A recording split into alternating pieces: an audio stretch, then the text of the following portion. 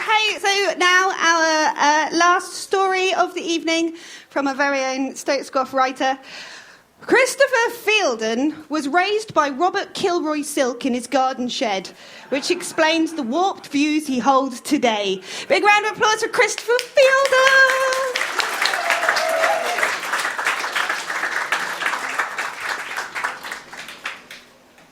Evening. This is a story called Death of a Superhero. Name? Batman! Death looked up from where he was seated on the throne of bones behind the desk of deliverance in front of Death's door. Although dressed like Batman, the person standing before him didn't exhibit the level of physical fitness you might expect to see from a successful crime-fighting vigilante. For one thing, there was an unacceptable disparity between their height and their girth. Said disparity would probably make leaping from buildings, running quickly, or fitting into the Batmobile somewhat problematic. The person also seemed to possess a general lack of understanding regarding Batman's gender. Nice suit, said Death. Thanks. Batman obviously had no concept of sarcasm either. Death looked back at his recent expiry's manifest. He tapped the page with a bony finger. You're listed here as Doris Claymore, he said. Never heard of her, said Batman. Death reached out and stroked the decaying blade of the scythe that rested against his desk. This is quite simple, Doris. To progress peacefully into the afterlife, you need to confirm your name. It means I can be certain of who you are, what you've achieved in life, and, therefore, where you should spend eternity. Death dished out his best stare. As glares go, it was pretty impressive. In the past, it had made stars think twice about shooting. Can you tell me your real name, please? Already told you. I'm Batman. How can I put this politely? No need to be polite, said Bat Doris. Got skin as thick as armadillos, us crime fighters. Given the invite, Death decided to be blunt. Not only is Batman fictional, Death left a pause, which he hoped would scream with meaning, is a man. And you have breasts. They're pecs. No, they're breasts, said Death. And Lycra does little to mask their magnitude. I feel I should add that Batman was always depicted as an athletic individual at the peak of physical fitness. Clearly, you're not. A tear trickled from beneath Doris's mask, suggesting her skin might not be as thick as she'd led Death to believe. Okay, she whispered. Point taken. Despite the scythe, the rotting cloak, and the distinct lack of flesh coating his crumbling bones, Death was a sensitive individual. He disliked causing upset. Most people found the experience of dying traumatic enough without him being disagreeable. In a more gentle tone, he said, Good. What's your real name? Bruce Wayne! Death took a moment. His was the greatest of jobs, an eternal vocation no other would ever undertake.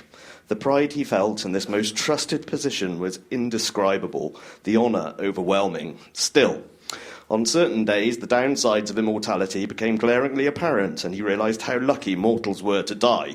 This was one of them. You're not Bruce Wayne, said Death, deciding it was time to unleash some even harder truths. Or Batman. Your name is Doris Claymore, and in life you are a fat, frumpy nurse. Another tear appeared beneath the mask and trickled down Doris's chubby cheek. Death felt guilty. He'd allowed irritation to control his words, creating insults where he should be showing more respect. Eternal life would be dull without the challenges people like Doris presented. One of the lessons he'd learned by existing for as long as other things had been dying was the art of patience. It would be a shame to forget that lesson today. There would be a reason why Doris was behaving in this manner. It was Death's duty to discover the reason and deal with it. He decided to try a different tack. How did you die, Doris? I was doing some vigilante stuff, you know, chasing a psycho across rooftops, that kind of thing. And? I did a jump from one building to another and missed. Given that Doris probably had a bodily mass similar to that of a baby rhino, it wasn't hard to imagine gravity prevailing while she battled with thrust, momentum, distance, and the laws of physics. That's exactly what I have written here, said Death. See, I am telling the truth. Next to the name Doris Claymore. Must be a typo. It also says that you were at a superhero convention, had a Jaeger bomb or 17... Death paused and double-checked the number. A Jaeger bomb or 17 too many, got a bit carried away. Does that sound familiar, Doris? Stop calling me Doris! A tremble in Doris's voice caused Death to look carefully at the woman standing before him. Fear danced in her eyes and she kept glancing over his shoulder.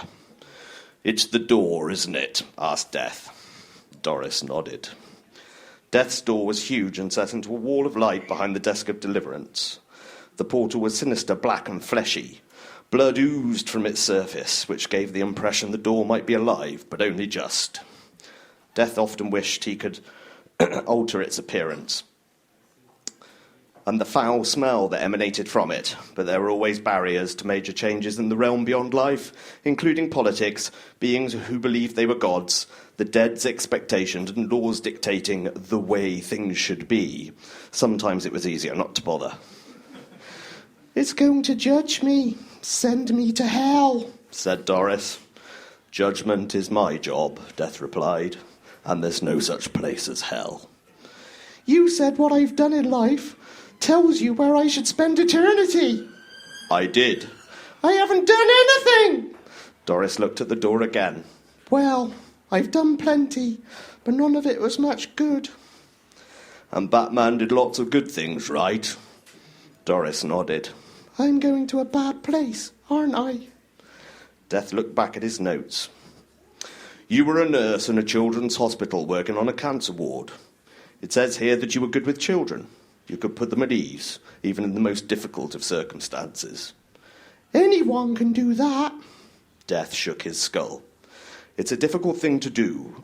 I can see why you sought escapism by drinking and playing superheroes, but you were gifted. You did a great job of good with your life. You helped others.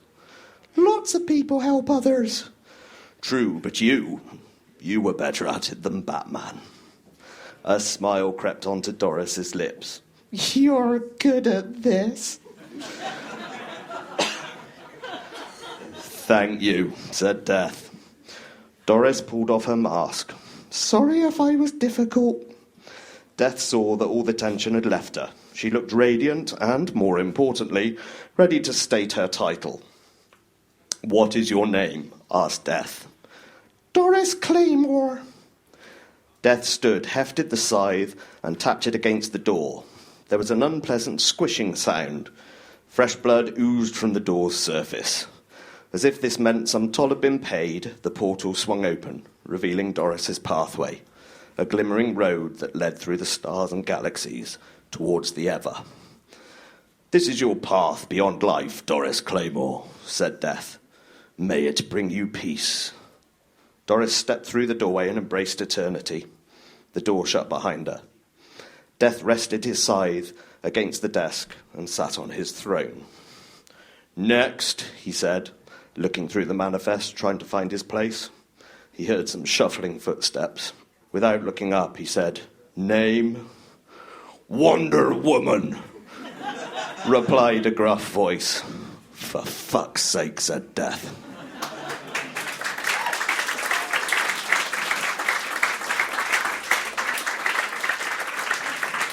Applause for Christopher Fielden.